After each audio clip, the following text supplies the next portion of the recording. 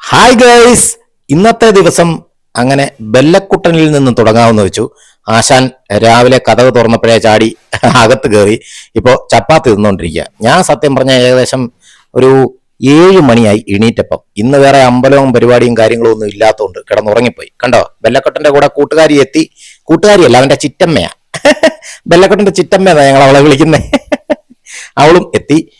ബെല്ലക്കുട്ടൻ കണ്ടോ വാലു ആട്ടിക്കൊണ്ട് അവന്റെ കളിക്കൂട്ടുകാരി പോലാണ്, കണ്ടില്ലേ?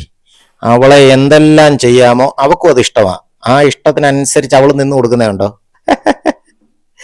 അയ്യോ, കണ്ടോ, കടി പിടി ഒന്നും ചെയ്യത്തില്ല. പിന്നെ തീരെ നിവൃത്തിയില്ലാതെ വന്നാൽ ഇടയ്ക്കിടയ്ക്ക് ഞങ്ങൾ ഓരോ പൂശ് കൊടുക്കും അവനിട്ട്. പിന്നെ രാവിലെ ഞാൻ ഇത്തിരി താമസമായി എണീക്കാനായിട്ട്. അപ്പൊ എണീറ്റ് ഞാൻ വന്നപ്പോഴത്തേനും ആശാൻ അകത്ത് കയറി. 7 മണിയായി ഞാൻ എണീറ്റപ്പം. അപ്പോഴത്തേനും അവള് ഒരു 5:30 ആയപ്പോൾ എണീറ്റ് എന്തായാലും കതക് തുറന്ന് 2 പേരെയും അകത്ത് കയറ്റി. അങ്ങനെ നമ്മുടെ ചിറ്റമ്മയും അകത്ത് കയറി ഇരിപ്പുണ്ട്. ഇനി 2 അമ്മയും മോളും കൂടെ 2 പേരും കൂടെ എന്തൊക്കെ പാചകത്തിനുള്ള പരിപാടികളാണ്. ഒന്ന് ദോശക്കല്ലും ഒന്ന് ചപ്പാത്തിക്കല്ലുവാ. ദോശക്കല്ലില് നമുക്കുള്ള ദോശയും ബെല്ലക്കുട്ടന് കണ്ടോ നെയ്യൊക്കെ ഒഴിച്ചാ ചപ്പാത്തി കൊടുക്കുന്ന. എൻ്റെ അമ്മോ, എനിക്ക് വയ്യ. ചപ്പാത്തി ബെല്ലക്കുട്ടനും, കാരണം അവൻ ദോശ ഒന്നും തിന്നത്തില്ല. അവൻ ഈ ചപ്പാത്തി അല്ലാതെ കഴിക്കുന്ന ഒരു സാധനം എന്ന് പറഞ്ഞാൽ പൊറോട്ട കഴിക്കും. പിന്നെ ഗോതമ്പ് പുട്ട്. ശരിയാ, ഗോതമ്പ് പുട്ട് അവന് വലിയ ഇഷ്ടമുള്ളൊരു സാധനമാണ് കേട്ടോ. അപ്പോൾ അച്ഛൻ എന്തായാലും രാവിലെ എണീറ്റ് കുളിയൊക്കെ കഴിഞ്ഞ് നേരെ കാപ്പി കുടിക്കാൻ വന്നിരിപ്പുണ്ട്. അപ്പോൾ അച്ഛൻ ആദ്യം അമ്മ കാപ്പി ഉണ്ടാക്കി കൊടുത്തിട്ട് ഇനിയിപ്പം ഞാനും കാപ്പി കുടിക്കാൻ വരണം. അപ്പൊ അതിനു മുമ്പ് ബെല്ലക്കുട്ടന് ഉള്ള ചപ്പാത്തി ഉണ്ടാക്കുന്ന വീഡിയോ ഒന്ന് എടുക്കാമെന്ന് വെച്ചോണ്ടാ ഞാനിപ്പോ എങ്ങനെ നിൽക്കുന്നത്. കണ്ടാ, നെയ്യൊക്കെ പരട്ടി നല്ല അടിപൊളിയായിട്ടാ ബെല്ലക്കുട്ടന് ചപ്പാത്തി കൊടുക്കുന്നേ. പക്ഷേ ഇവൻ ശരിക്കും പറഞ്ഞാൽ ഇപ്പോഴും പിള്ളേരുടെ ആ ഒരു സ്വഭാവത്തിൽ നിന്ന് മാറിയിട്ടില്ല. അവൻ ഇതൊക്കെ ഏറ്റവും ഇഷ്ടം. അത് കഴിഞ്ഞ് വന്ന് ഞാൻ എന്താ ഇങ്ങനെ നോക്കുമ്പോൾ എന്താണ്ട് അച്ഛൻ കണ്ടാ കാപ്പി കുടിക്കാനുള്ള ഇരിപ്പാ. മൊബൈലും എടുത്തു വെച്ചോണ്ടാണ് കാപ്പി കുടിക്കാനിരിക്കുന്നത്. മൊബൈലില് വീഡിയോയും ഒക്കെ കണ്ട മുളകും പിന്നെ ദോശയും നമ്മുടെ ഈ വറ്റൽ മുളക് ഉള്ളിയൊക്കെ ചേർത്ത് ഇങ്ങനെ വറുത്ത് പൊടിച്ച നല്ല സൂപ്പർ മുളകാ കേട്ടോ. എനിക്ക് ഭയങ്കര ഇഷ്ടമാണ്. എനിക്ക് ഈ ദോശ മുളക് എന്ന് പറഞ്ഞാൽ ഭയങ്കര പിന്നെ ടേസ്റ്റി ആയിട്ടുള്ള ഒരു ഫുഡാണ് എന്നെ സംബന്ധിച്ചിടത്തോളം. എല്ലാവർക്കും എങ്ങനെയാണെന്ന് അറിഞ്ഞുകൂടാ. അത് വീട്ടിൽ ഉണ്ടാക്കുന്ന ഫുഡ് തന്നെ കഴിക്കണം, അതാണ് അതിൻ്റെ ഒരു ടേസ്റ്റ്. കണ്ടോ, അപ്പോഴും മൊബൈൽ കയ്യിൽ നിന്ന് താത്ത് വെച്ചിട്ടില്ല. അത് വെച്ചോണ്ട് തന്നെ ദോശ കഴിക്കുക. സത്യം പറഞ്ഞാൽ എനിക്ക് തീരെ ഇഷ്ടമല്ലാത്തൊരു സ്വഭാവമായത്. അച്ഛന് പക്ഷെ എന്തോ അത്യാവശ്യ സംഗതി അതുകൊണ്ടാ. കണ്ടോ, ബെല്ലക്കുട്ടൻ അങ്ങനെ ചപ്പാത്തിയൊക്കെ തിന്നിട്ട് സുഖമായിട്ട് ഉറക്കം പിടിച്ചു. ഹാളിന്റെ ഒരു മൂലയ്ക്ക് വന്ന്. നമ്മളൊക്കെ ഇരിക്കുന്നുണ്ടെങ്കിലേ അവൻ എപ്പോഴും നമ്മുടെ കൂടെ തന്നെ ഇരിക്കത്തുള്ളൂ. നമ്മൾ എവിടെ ഇരിക്കുന്നോ അവിടെ വന്ന് കിടക്കും. അതാണ് അവന്റെ ഒരു ശീലം. മിക്കവാറും പട്ടികളെല്ലാം ഇങ്ങനെ ആയിരിക്കും ഇല്ലേ.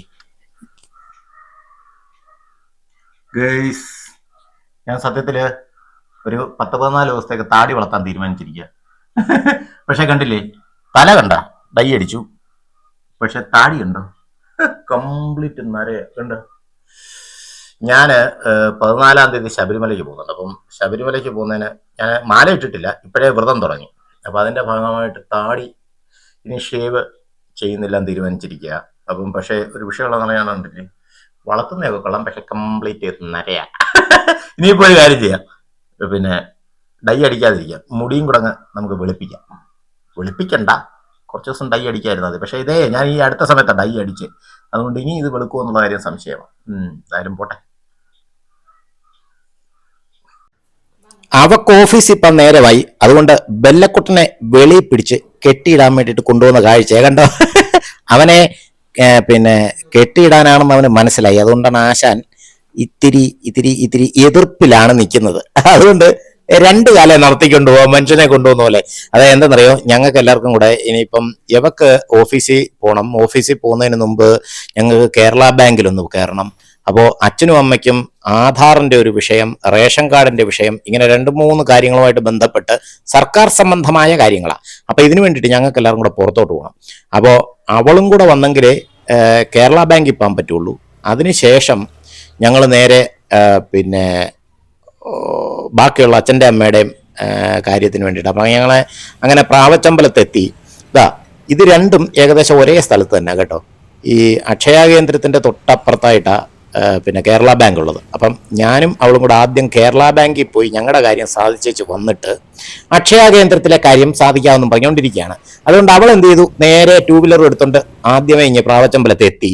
ഞങ്ങൾ അത് കഴിഞ്ഞിട്ട് കാറയിൽ ഞാനും അച്ഛനും അമ്മയും കൂടെ നേരെ പ്രാവച്ചമ്പലത്തെത്തി. അത് കഴിഞ്ഞിട്ട് അക്ഷയയിലെ കാര്യമൊക്കെ കഴിഞ്ഞിട്ട് ഞങ്ങൾ പഞ്ചായത്തിൽ വന്നാണ്. കാരണം ഒരു റെസിഡൻഷ്യൽ സർട്ടിഫിക്കറ്റ് പഞ്ചായത്തിൽ നിന്ന് വാങ്ങിക്കാനുണ്ട്, അതിനു വേണ്ടിയിട്ട് വന്നതാണ്.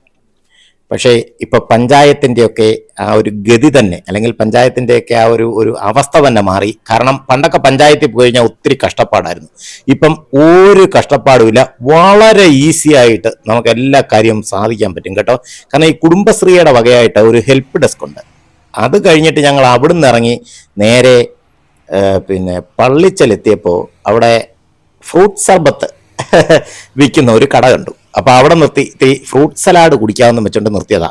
ഞാൻ പറഞ്ഞു വന്നത്, ഈ പിന്നെ ഇവരെ കുടുംബശ്രീക്കാരുടെ വകയായിട്ട് ഹെൽപ്പ് ഡെസ്ക് ഉണ്ട്. അപ്പൊ അവിടുത്തെ ഒരു പ്രത്യേകത എന്ന് പറഞ്ഞാൽ നമ്മുടെ ഏത് ആണോ നമുക്ക് ആവശ്യം, എല്ലാ ആവശ്യങ്ങളും അവരോട് പറഞ്ഞാൽ മതി. അവരത് കറക്റ്റ് അത് ഫോമും ഒക്കെ പൂരിപ്പിച്ച് തന്ന് എല്ലാ കാര്യങ്ങളും ചെയ്യും. അപ്പം എനിക്കിപ്പം ആവശ്യം എന്ന് പറഞ്ഞാൽ നമുക്കൊരു 2 പേർക്ക് ഒരു അപേക്ഷ കൊടുക്കുകയായിരുന്നു വേണ്ടിയത്, അച്ഛനും അമ്മയ്ക്കും വേണ്ടിയിട്ട് ഒരു അപേക്ഷ കൊടുക്കുകയായിരുന്നു വേണ്ടിയത്. അപ്പം അതൊക്കെ അവർ കറക്റ്റാണ് നമുക്ക് എഴുതി റെഡിയാക്കി നമ്മുടെ കയ്യിൽ തന്നു. നമ്മൾ അടിയിലോട്ട് ഒപ്പിടുക, എന്നിട്ട് നേരെ അങ്ങോട്ട് കൊടുത്താൽ മതി. ഏകദേശം എനിക്ക് തോന്നുന്നൊരു 20 മിനിറ്റിൻ്റെ താമസമേ വന്നുള്ളൂ മൊത്തത്തിൽ. പണ്ടൊക്കെ എന്ന് പറഞ്ഞു കഴിഞ്ഞാൽ ഒരു റെസിഡൻഷ്യൽ സർട്ടിഫിക്കറ്റിനൊക്കെ പോയി കഴിഞ്ഞാൽ നമ്മൾ കിടന്ന് ഓടിയുള്ളൂ, ഊപ്പാട് വരും.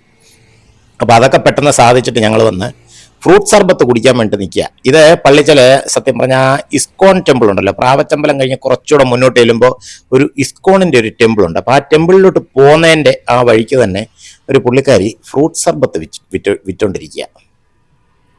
ഫ്രൂട്ട് സർബത്തുണ്ട്, സംഭാരമുണ്ട്, കണ്ടില്ലേ പല വെറൈറ്റി മുട്ടായികൾ, പേട, ഇതൊക്കെ ഇങ്ങനെ വിൽക്കാൻ വെച്ചിട്ടുണ്ട്. അമ്മ അങ്ങനെ കുടിച്ചു നോക്കിയപ്പോൾ അമ്മയ്ക്ക് തണുപ്പ് തീരെ കുറവന്ന് കേട്ടോ. ഇപ്പോ സത്യം പറഞ്ഞാൽ വെളിയിൽ നല്ല ചൂടാ, ഏകദേശം ഒരു 33 ഡിഗ്രിയൊക്കെയാണ് ഇപ്പോഴത്തെ ചൂട്. ഇനി അങ്ങോട്ട് ചൂട് കൂടിക്കൊണ്ടേ ഇരിക്കാന്നാ പറയുന്നത്. ആണ്ടേ അച്ഛൻ അത് തട്ടിമറിച്ച് അച്ഛൻ്റെ കൊടുത്തപ്പോഴേ ശകലം ഇങ്ങനെ പിന്നെ ഈ നമ്മൾ പറയത്തില്ലയോ കാക്കയ്ക്കും പൂച്ചയ്ക്കും ഒക്കെ കൊടുക്കുന്നത് പോലെ അച്ഛൻ സ്വന്തം ദേഹത്തിന് കൊടുത്തു.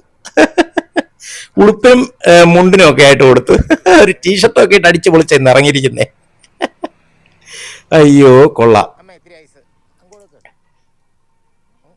അപ്പൊ എന്തായാലും ഇനി ഫ്രൂട്ട് സർബത്തും കുടിച്ചേച്ച് നമുക്ക് നരുവാമൂട് വരെ പോകണം. നരുവാമൂട്ടിൽ നമ്മുടെ വീട്ടിൽ ചെന്നിട്ട് അമ്മയ്ക്ക് പിന്നെ എന്തോ സോപ്പ് പൊടിയോ പിന്നെ അതുപോലെ തന്നെ വേറെ എന്തൊക്കെയോ സാധനങ്ങൾ, അമ്മയുടെ തുണി ഐറ്റംസ്, എന്തൊക്കെ സാധനങ്ങൾ നമ്മൾ എടുക്കാനുണ്ടെന്ന് പറഞ്ഞു. നമ്മൾ അന്ന് ഇറക്കി വെച്ചില്ലായിരുന്നു. ഇവര് അവിടുന്ന് ഷിഫ്റ്റ് ചെയ്ത് ഇങ്ങോട്ട് വന്ന സമയത്ത് ഇവരുടെ സാധനങ്ങളൊക്കെ ഇപ്പോഴും അവിടെ ഇറക്കി വെച്ചിരിക്കുന്നത്. അപ്പോൾ അത്യാവശ്യത്തിനല്ല എല്ലാ ആവശ്യത്തിനുള്ള സാധനങ്ങളെല്ലാം നമ്മൾ അവിടുന്ന് എടുത്തായിരുന്നു.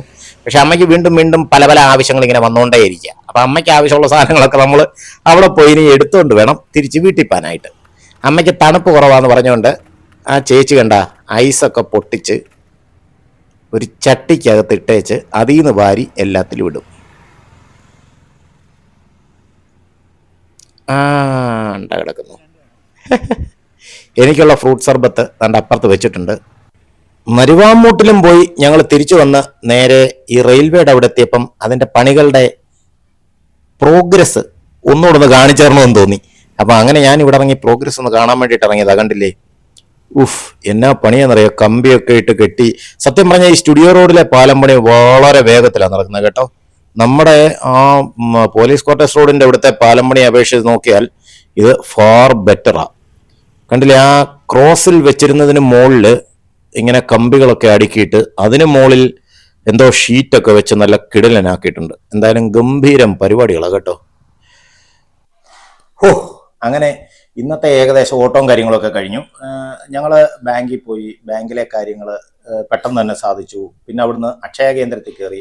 അക്ഷയ കേന്ദ്രത്തിൽ ആധാറിൻ്റെ ആവശ്യത്തിന് വേണ്ടിയിട്ടാണ് കയറിയത്. പക്ഷെ അക്ഷയ കയറിയപ്പോഴാണ് നമ്മൾ ഈ അറ്റസ്റ്റ് ചെയ്യിക്കണമായിരുന്നു. അപ്പോൾ അറ്റസ്റ്റ് ചെയ്തപ്പം ഒരു ചെറിയ വിഷയം പറ്റിയത്, റൗണ്ട് സീൽ, അതായത് നമ്മൾ ഈ ചതുരത്തിലുള്ള സീലേ പറ്റത്തുള്ളൂ, റൗണ്ട് സീല് അവിടെ അക്സെപ്റ്റ് ചെയ്യത്തില്ല എന്നാ പറഞ്ഞത്. കാരണം ഇത് അപേക്ഷ കൊടുക്കുന്ന സമയത്ത് ഈ അക്ഷയക്കാരല്ലല്ലോ ഇതൊന്നും ചെയ്യുന്നേ, ഇത് ഓൺലൈനിൽ അങ്ങോട്ട് വിട്ടിട്ട് അവിടുന്ന് അപ്രൂവ് ആയി വരണം. അപ്പൊ ഈ റൗണ്ട് സീലാണെങ്കിൽ അത് അപ്രൂവൽ ആകത്തില്ല എന്ന് പറഞ്ഞു. അപ്പൊ ഇനി അതിന് ഒന്നുകൂടെ നമുക്ക് അറ്റസ്റ്റ് ചെയ്ത് വാങ്ങിക്കാനുണ്ട്.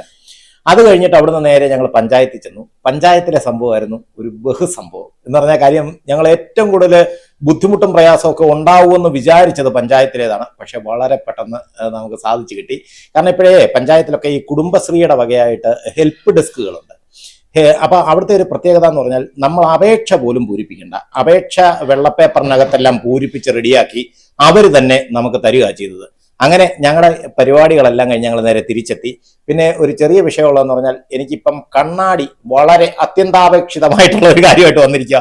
കാരണം എന്താ പറയുക, ഈ സാധനം വെക്കാതെ ഇപ്പം എനിക്ക് ഒന്നും കാണാനും വയ്യ, വലിയ ബുദ്ധിമുട്ട്. കാരണം എന്തെങ്കിലുമൊക്കെ പേപ്പർ നമ്മൾ അറിയാതെ മൊബൈൽ നോക്കുമ്പോഴോ അല്ലെങ്കിൽ പേപ്പറോ കാര്യങ്ങളോ ഒക്കെ എടുത്തു വെച്ച് എഴുതാനും ഒക്കെ നോക്കുന്ന സമയത്ത് കണ്ണിന് സ്ട്രെയിനാണ്. കണ്ണിന് സ്ട്രെയിൻ ആകുന്നത് മാത്രമല്ല, ഈ സ്ട്രെയിൻ കാരണം നല്ല തലവേദനയും അസ്വസ്ഥതയും ബുദ്ധിമുട്ടുകളും ഒക്കെയാണ്. അപ്പൊ അതുകൊണ്ട് ഇപ്പം മിക്കവാറും ഒക്കെ ഞാൻ ഈ കണ്ണാടി വെച്ചോണ്ടാണ് നടക്കുന്നത്. പിന്നെ അത് കഴിഞ്ഞിട്ട് വന്നിട്ട് നേരെ വന്ന് ചോറും ഒക്കെ ഉണ്ടു. ചോറൊക്കെ ഉണ്ട് കഴിഞ്ഞിട്ട് നേരെ റൂമിലോട്ട് വന്നപ്പോഴത്തേനും നമ്മുടെ ബെല്ലക്കുട്ടൻ വന്നിട്ടില്ലേ, എന്റെ കൂടെ വന്ന് കിടക്കാൻ വേണ്ടിട്ട് സ്ഥാനം പിടിച്ചിട്ടുണ്ട്. കണ്ട പാവം, അവനെ സാധാരണ ഞാനങ്ങ് വെളിയിലോട്ട് വിടുന്നതാ. ഇന്നിപ്പോ അവന്റെ ഒരു കിടപ്പും ഒരു പാവം പിടിച്ച നോട്ടമൊക്കെ കണ്ടപ്പോൾ എനിക്ക് വെളിയിലോട്ട് വിടാൻ തോന്നുന്നില്ല. അപ്പൊ ഇനി ഒരു 2 മണിക്കൂർ സുഖമായിട്ടൊന്ന് മയങ്ങണം. അപ്പോൾ LS ജേണി ബൈ ദീപുവിന്റെ ഇന്നത്തെ വീഡിയോ ഇവിടെ വെച്ച് നിർത്തുന്നു. വീഡിയോ ഇഷ്ടപ്പെട്ടെങ്കിൽ സബ്സ്ക്രൈബ് ചെയ്യാനും ലൈക്ക് ചെയ്യാനും ഷെയർ ചെയ്യാനും കമന്റ് ചെയ്യാനും മറക്കരുത്. Okay, by.